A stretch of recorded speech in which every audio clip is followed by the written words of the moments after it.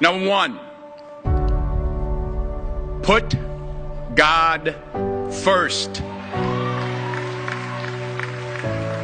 Put God first in everything you do.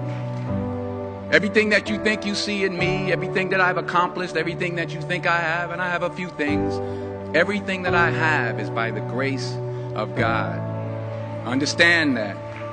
It's a gift. 40 years ago, March 27th, 1975, it was 40 years ago, just this past March, I was flunking out of college. I had a 1.7 grade point average. I hope none of you can relate. I had a 1.7 grade point average. I was sitting in my mother's beauty shop. They still call it beauty shops now? What they call it now? Yeah, I was sitting in the beauty parlor. I was sitting in my mother's beauty parlor, and I'm looking in the mirror, and I see behind me this woman under the dryer. And every time she looked up, every time I looked up, she was looking at me, just looking me in the eye. And I didn't know who she was, and I said, she said, somebody give me a pen, give me a pencil, I have a prophecy. March 27, 1975, she said, boy, you are going to travel the world and speak to millions of people. Now mind you, I was flunked out of college. I'm thinking about joining the army. I didn't know what I was going to do, and she's telling me I'm going to travel the world and speak to millions of people. Well, I have traveled the world, and I have spoke to millions of people. But that's not the most important thing, the success that I had. The most important thing is that what she taught me and what she told me that day has stayed with me since. I've been protected. I've been directed. I've been corrected. I've kept God in my life, and it's kept me humble. I didn't always stick with him, but he always stuck with me. So stick with him in everything you do. If you think you want to do what you think I've done, then do what I've done and stick with God. Number two, fail big. That's right. Fail big. Today's the beginning of the rest of your life, and it can be very frightening. It's a new world out there. It's a mean world out there, and you only live once. So do what you feel passionate about. Take chances professionally. Don't be afraid to fail. There's an old IQ test, was 9 dots, and you had to draw 5 lines with a pencil within these 9 dots without lifting the pencil. The only way to do it was to go outside the box. So don't be afraid to go outside the box. Don't be afraid to think outside the box. Don't be afraid to fail big, to dream big. But remember, dreams without goals are just dreams, and they ultimately fuel disappointment.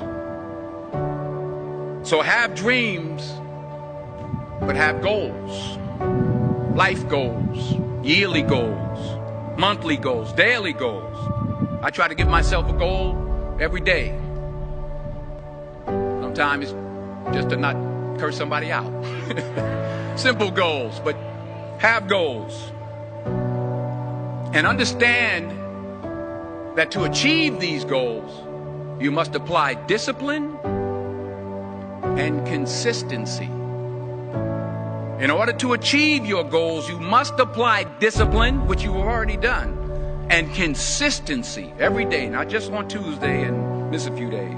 You have to work at it every day. You have to plan every day. You've heard the saying, we don't plan to fail, we fail to plan. Hard work works. Working really hard is what successful people do.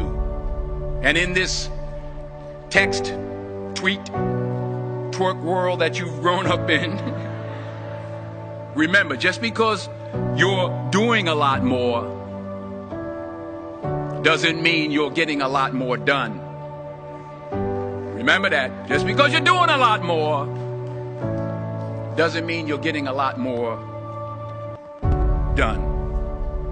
Don't confuse movement with progress. My mother told me, she said, yeah, because you can run in place all the time and never get anywhere. So continue to strive, continue to have goals, continue to progress. Number 3, you'll never see a U-Haul behind a hearse. I'll say it again. You'll never see a U-Haul behind a hearse. I don't care how much money you make, you can't take it with you. And it's not how much you have. It's what you do with what you have. We all have different talents. Some of you will be doctors, some lawyers, some scientists, some educators, some nurses, some teachers. Yeah, okay. Some preachers. The most selfish thing you can do in this world is help someone else.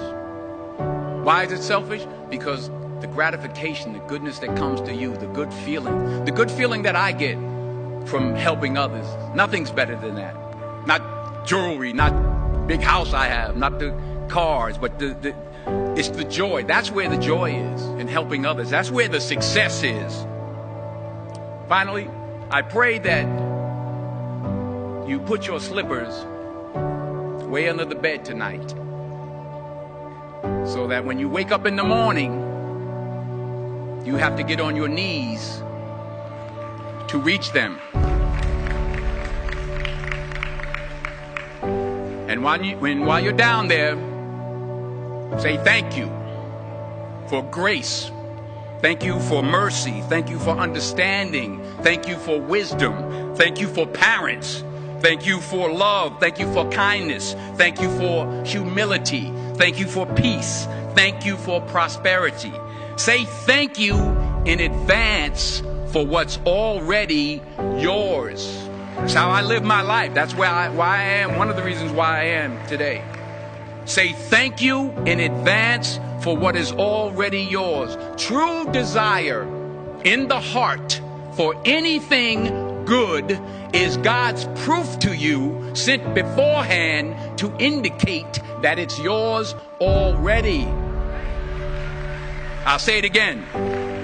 True desire in the heart, that itch that you have, whatever it is you want to do, that thing that you want to do to help others and to grow and to make money, that desire, that itch, that's God's proof to you, sent beforehand already to indicate that it's yours. And anything you want good, you can have.